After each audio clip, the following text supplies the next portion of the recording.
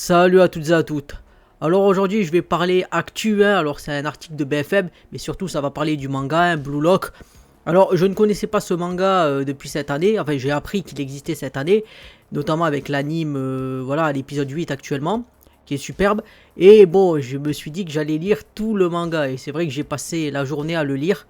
Donc voilà, chapitre 197 à l'heure actuelle, donc j'ai tout lu. Et surtout, j'ai lu avec cette musique, alors je vous conseille avec cette musique d'écouter, si vous voulez lire le manga, avec celle-là. Voilà, musique excellente. Donc vraiment, moi j'ai lu avec ça. Je trouve que ça colle parfaitement à l'ambiance, mais bon, c'est mon avis, hein. Après, vous lisez avec ce que vous voulez, mais moi je vous donne des conseils. Donc là, ce qui se passe, c'est quoi? C'est qu'il parle du mondial 2022. Pourquoi tout le monde parle du manga Blue Lock après la victoire du Japon sur l'Allemagne? Là, ils expliquent. Ce manga très populaire sur des lycéens qui s'entraînent. Alors, j'aimerais bien virer ce machin de merde là. Ce manga très populaire sur des lycéens qui s'entraînent pour devenir les meilleurs attaquants du monde a été abondamment cité sur les réseaux sociaux après la victoire du Japon face à l'Allemagne. Le projet Blue Lock est réel. Depuis la victoire du Japon face à l'Allemagne lors de la Coupe du Monde, des centaines d'internautes répètent cette mystérieuse phrase. Une référence à Blue Lock, populaire manga dont les 7 premiers tomes sont disponibles en France aux éditions Pika et qui a été recommandé par l'auteur de SNK. Alors bon, après il faut savoir que je crois que le scénariste ou le dessinateur plutôt, était un assistant de l'auteur de SNK. Donc voilà, peut-être c'est pour ça qu'il recommande. Alors après, non, moi j'admets que bon, c'est bien d'avoir ok, les références, mais après tu sais, tu vas arriver à un niveau où, tu sais, j'arrive à comprendre quand il y en a, ils parlent des weeb et tout ça, ils disent, c'est comme, comment ça s'appelle? Vous voyez, quand par exemple vous faites un test, vous tapez ankle break pour le basket, et vous allez bien sûr, si vous regardez les commentaires, vous allez voir Akashi qui apparaît, hein. D'ailleurs on pourrait regarder maintenant là. Donc là voilà, si on regarde, je suis sûr que tu vas voir un truc, si tu regardes ici.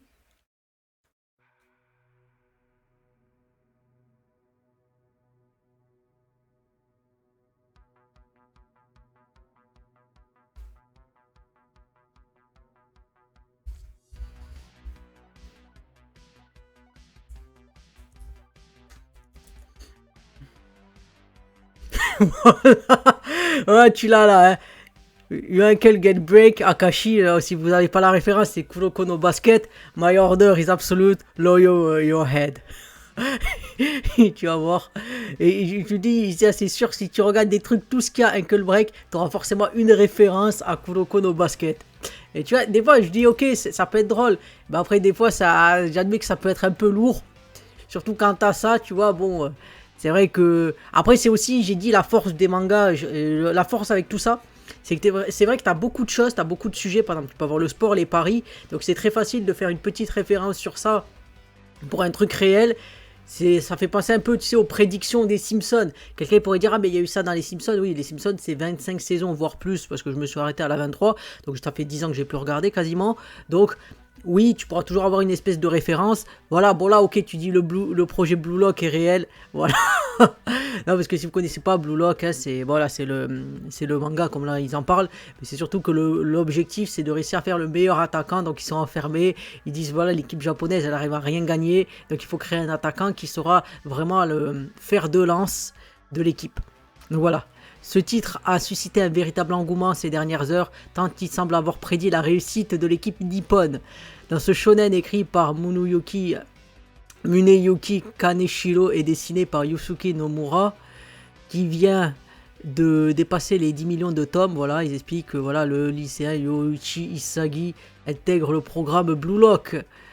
Donc là, ce qu'ils expliquent surtout, c'est qu'ils expliquent un peu ces choses-là. Et ils expliquent aussi que, voilà, enfermé avec 300 joueurs, bon, si vous voulez regarder, voilà, donc là, vous avez Ego, hein, et là, c'est donc le projet Blue Lock est bien réel. Japan 2-1 contre l'Allemagne. Donc voilà, dans la lignée de Hunger Games et Squid Game, Blue Lock fonctionne sur le principe du Battle Royale avec des personnages impitoyables au caractère bien trempé. Oui, effectivement.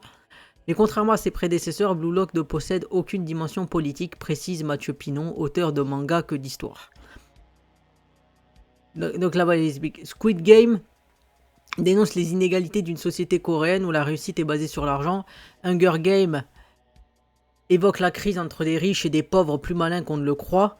Dans Blue Lock, il n'y a rien de tout ça. Le scénariste de Blue Lock est un mec très très à droite. Voilà. Individualisme forcé. Manga profondément viriliste, Blue Lock développe un concept individualiste éloigné des valeurs de partage du football, regrette Mathieu Pinon, qui voit un éloge du libéralisme poussé à l'extrême. Le but, c'est qu'il ne peut en rester qu'un. Le message, c'est qu'on ne peut réussir qu'en marchant sur la gueule des autres. Donc voilà. Alors après, bon, voilà, là, il parle un peu avec le monde réel. Il parle que le ballon d'or, il n'est pas donné à des goals ou à des défenseurs, mais plutôt à des attaquants. Après, c'est surtout, voilà, c'est... Mais c'est vrai que le foot, c'est l'action. Tu te dis, c'est vrai que quelqu'un qui attaque, qui fait des retournées, qui fait des têtes, qui fait une tête haute, qui fait des actions badass. Tu te dis, voilà, après le gardien, il peut arrêter, il peut faire de super barré aussi.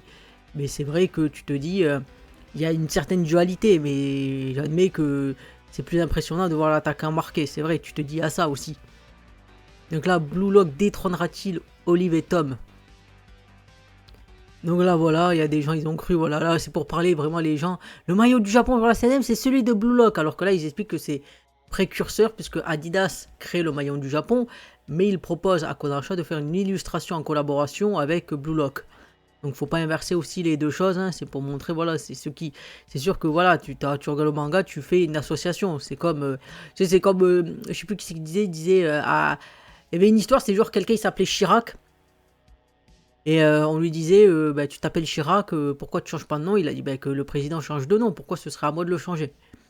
Tu vois, il y a un peu ce côté-là parfois. Donc là, voilà. Voilà, voilà. Donc là, il montre, bon. Et surtout que, bon, moi, si vous connaissez pas Blue Lock, je vous conseille de le lire. C'est assez immersif, j'admets que ça se lit très facilement. Faut dire ce qui est. Mais après, je pense que c'est un peu ce côté de dire aussi. Après, mais je vais parler aussi de One Out parce que ça m'a très fait penser à ça, surtout la partie en fait où, bon, je connais pas One Out, c'est un Tokuchi, c'est-à-dire que c'est plus un seinen. Et il y a aussi ce côté à la fin de dire finalement, quand il veut faire de l'équipe une équipe monstrueuse de baseball, parce qu'avant c'était des nuls, mais il y a ce côté individualisme qui ressort et le côté de dire que il veut être la star. C'est-à-dire qu'il y a le travail d'équipe certes, mais faut vouloir être la star, faut vouloir être le number one, faut être le fer de lance. Et si tu as cette volonté-là, tu peux y arriver. Donc je pense qu'il y a... C'est un peu les deux choses, c'est-à-dire que moi j'ai d'avis de dire tu donnes les moyens aux gens. Après quand tu leur donnes des moyens, oui, il y en a qui vont se distinguer plus que d'autres. L'égalité, ça n'existe pas dans le monde. Après tu peux donner des moyens à des gens et ils pourront s'en sortir plus facilement que d'autres. C'est sûr. Après, Internet, ce qui est bien, c'est que ça te donne quand même une accessibilité. Donc, si tu veux chercher des choses, tu peux y arriver. Donc, c'est pour ça que je dis, moi, je suis pour que tu donnes les moyens aux gens. Mon avis, c'est ça. C'est que, il y a certes, tu peux critiquer l'inégalité de quelque chose, mais après, il faut donner les moyens. Une fois que tu as donné des vrais moyens, si les gens se distinguent, s'il y en a qui veulent plus les utiliser, là, tu peux pas critiquer l'inégalité. S'il y a une salle de sport qui est disponible à tout le monde, eh ben, s'il y en a qui vont l'utiliser, il y en a qui vont pas l'utiliser.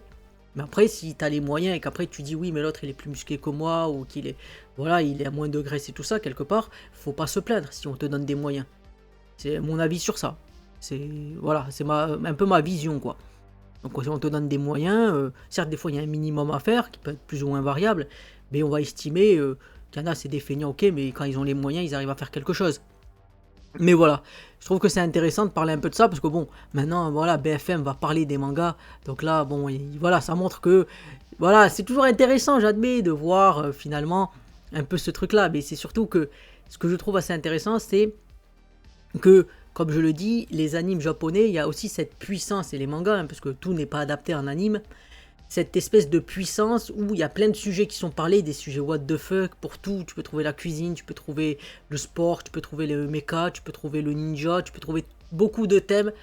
Et c'est vrai que parfois ça te fait réfléchir sur des choses et peut-être, parlons d'axiomatisation et peut-être aussi ce côté de phénomène qui pourrait être réel mais non déductible.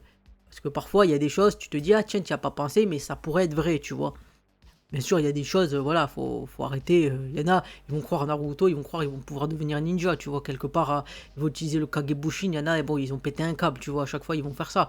Mais quand même, je trouve que c'est intéressant, ça permet de s'évader et de réfléchir sur des thèmes sur lesquels tu n'aurais pas pu réfléchir ou même anticiper que ça existe.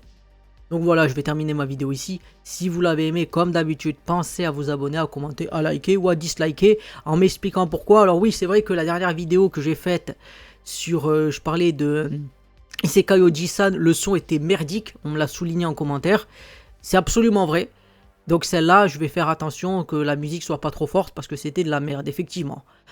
C'était Moedra, je vous dis salut et à plus pour une prochaine vidéo.